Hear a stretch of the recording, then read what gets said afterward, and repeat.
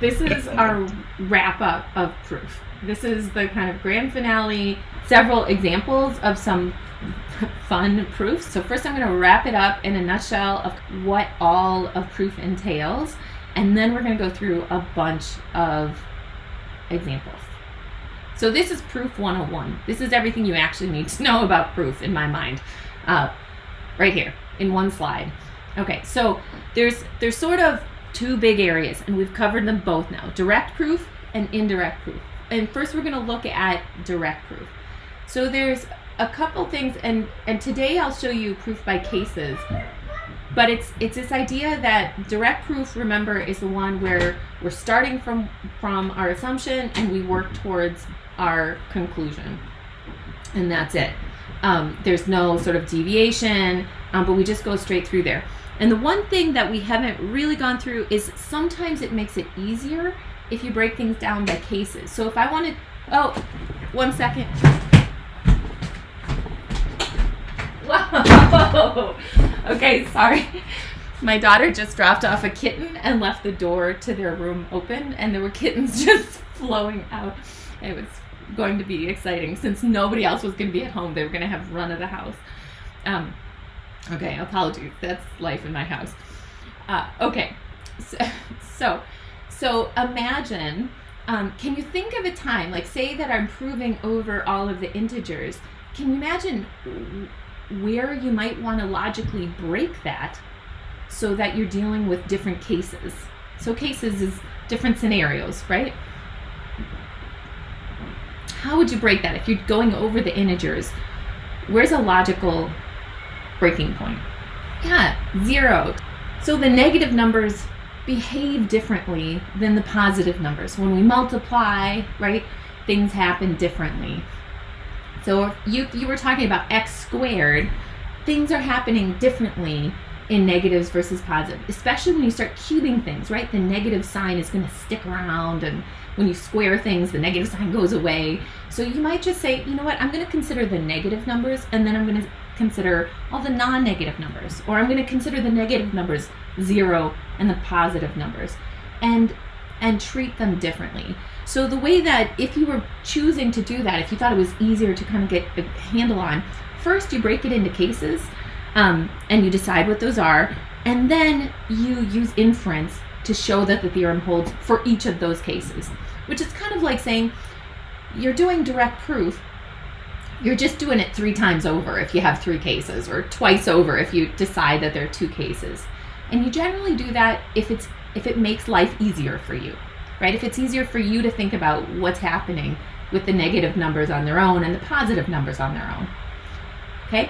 But generally, either way, you end up doing something like this. Direct proof really is if P, then Q, where P, that's our assumption, and Q, that's the conclusion that we want to draw. That assumption, conclusion. Okay, and so the way that we do that, so the green, the starting point, I'm very visual, assume P, and then infer Q. So work through a series of steps that says, if we assume P is true, then Q must also be true. Okay? The next line is indirect proof. And we've looked at 2 possible pathways there. So remember, we've looked at the contrapositive. And does anybody remember what the contrapositive is? It's that not Q implies not P. Exactly. We assume that not Q, and it's given away if you go look at the green to red. We assume not Q, and we show that not P must follow. So we use inference to show not P. And the reason we can do that, you recall, is because this is logically equivalent to P implies Q. And what we want to show is P implies Q. And so we start by assuming that the consequent is false, and we show that if that's the case, the antecedent was false. So, okay. The other line is by contradiction. What this means is we assume that the statement is not true, and you have to, so then you have to negate the statement. So all that practice we had of what does it mean to negate something, that comes through here. The reason that we cared about what negation is sometimes it's a lot easier to prove that it being false is impossible than it is to show that it's true going forward. I'm going to show you an example of that in a second. So we're going to assume it's not true and then show that that leads to contradiction. So if we're trying to prove P, then we assume not P, and we show that this leads to some contradiction, some situation where no matter what you do, everything's false. Okay. So then you say, okay, well, that's great, but so far you've shown me all the proofs, but what if I want to start myself? What is my approach? Okay, the first thing, and this sounds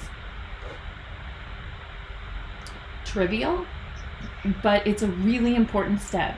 The first step is you have to understand what on earth you are trying to do. Because normally when we see a theorem, it's not written as simple as over all of the integers, show that this, if this is true, then this must follow, right? Sometimes we just have a phrasing, and I showed this in one of the early slides when we talked about proof. Sometimes the way it's phrased isn't in that logical approach. And so the first piece, that's number one, is really understand what it is you're trying to accomplish. And then you have to decide based on that. So you put it into some logical format, right? And then decide which proof is best. So the first piece is, can you do it through direct proof? Always start with that and say, can I just start with what I know and move forward? So consider the direct approach first. And then the main reason that you would walk away from the direct approach is if it's just too hard. Okay, if it's too hard or it's just cases that you can't figure out, consider indirect. Oftentimes the things that look hard going forward are really straightforward if you consider the contrapositive or if you start by contradiction. Okay? The reason that you care about which approach you're taking is this completely changes your direction moving forward. But deciding which approach you're going to take, that's really important because it changes your assumptions and it changes what you're trying to show. Absolutely, before you start, write down what your assumptions are and what it is you are trying to show. And so I like to write WTS. That's what I want to show. And once you have that nailed down, now you have a way to map your direction forward. Okay, so that's when you sketch out your plan. You just think, okay, this is where I'm starting with. This is all I know. Your assumptions are everything you know and assume to be true at the beginning. Once you have the assumptions and what you want to show is where you want to end, right? That's the conclusion you want to draw. And so now you're going to move. You're going to sketch out a plan that's going to take you from the assumption to what you want to show. And your goal is to figure out how to make the inferences until you get to your destination. Then, once you've done that, so then you kind of make a map of where that's going, then you're going to write it out and you're going to check, you're going to make sure it makes sense. So the goal of proof, and we know that the proofs, sometimes we're proving really important things, okay? We have to persuade the reader. And the reason that you have to persuade the reader is if I'm proving something, I might believe what I've done. The reason that this is important is, for instance, if I have a new operating system that I want to release into the world, I have to prove to others that this is a viable operating system. Then I would write out a proof that what it's doing is accurate, right? And it's fine enough that I believe my proof, but I have to convince you that what I'm offering is good and viable. And so I would have to show that proof to others. He would have to be able to look through that and make sure that it makes sense. So are the assumptions clear? And that's so if we want to prove that there are infinitely many primes, okay, newsflash, that's a lot. How do we do this? So we want to prove this. And I know I gave you the sketch of this earlier, but now that you know what tools we have, I'm saying, what approach would you use? So if I asked you to prove this, and I'm not, because I've already shown this before, or a sketch of it at least, what approach do we use? First of all, we can't even write down assumptions or what we want to show. We know we want to show that there are infinitely many primes, but that's not always that's not always what we want to show. It depends on the proof strategy that we're using. So then look back to this and say, okay, do we understand what we're trying to do? So if you already know what primes are, and I can assure you with a grade 5 that they know what that is, it means if we assume there's a highest prime, we can always think of a bigger one. It's sort of like how you prove that there's always a bigger number. There's always a bigger number. Yeah. Anyway, so and the idea of this in the simplest terms is there's always a bigger prime. Okay, well, what's the best way to prove that? So now we have to think, well, can we do that directly? Can I just show that there's an infinite number of primes? How would I even go about doing that? Or should we consider, because that sounds hard, possibly contrapositive or contradiction? Which way would you choose? A direct approach is really hard because I'm asking you to show that they're an infinite number. So the direct approach, too hard? Check. Yeah, we're going to take an indirect approach. A contradiction. Yeah, so when it's really hard to go forward, those are the times that contradiction is like your back pocket tool that you really want to pull out and use. Okay, exactly. So in fact, we're going to start with something easier. And we're going to start with there's a finite number of primes. The way that we assume there's a finite number of primes is we just say there's a highest. Let's assume there is a biggest number. Okay, and there is a biggest prime number.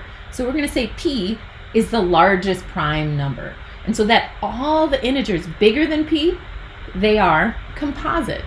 If there's a largest prime number, that means all the numbers that are bigger than P are not prime. They're composite. Okay, that's our starting point. So then we're going to consider this number. And this is the trick. A number greater than 2. We can even say, we'll go greater than or equal to 2. If that number, if that number is any number less than or equal to P, then that number is going to divide P prime. So what that means is, say A is in the set 2, we're going from 2, 3, 4, all the way up to P. And P is our highest prime. And then somewhere in here are the other primes. We have some other numbers, that's okay. But all the other primes are somewhere below P, because we said P is the biggest one. P factorial, that's 1 times 2 times 3 times 4 times everything up to P. So P factorial is 1 times 2 times 3 times 4 times P. Okay? So I know if that's what P factorial is, then this is true, right? 2 divides P, 3 divides P, 4 divides P, and P divides P. And everything in between 2 and P divides P. Okay? But if look at 3. If 3 divides P, it cannot divide P factorial. If 3 divides P factorial, it cannot divide P factorial by 1. My LaTeX failed. But if that's the case, so if this is the case, then P factorial plus 1 is only divisible by 1 in itself. But isn't that the definition of prime? And we assumed that P was the largest prime number. But isn't this bigger? No matter what we say, it's bigger than P. So P factorial plus 1 is bigger than P, which is prime. It contradicts the fact that P was the largest prime. And so that's when you stamp your, whatever you've chosen as your seal of approval, QED. There's my duck. I did look for a seagull, which would have been way better, but this is what you're stuck with.